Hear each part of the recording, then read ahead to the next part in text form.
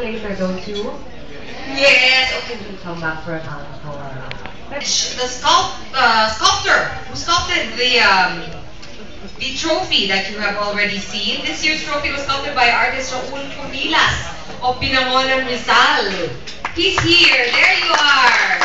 Tata Raul. Hello. Aside from being a sculptor, Mr. Cunilas has also received various awards for his poetry. Makata, including the Gawad Ka Amado in 2003. He is a board member of the now very hot, controversial Neo Angono Artists Collective.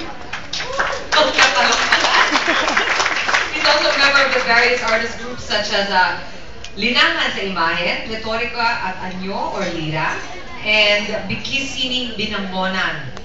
His collection of poetry titled Halugay-gay sa Dalampasigan was published last year. Sinong mawak sa video? Tama?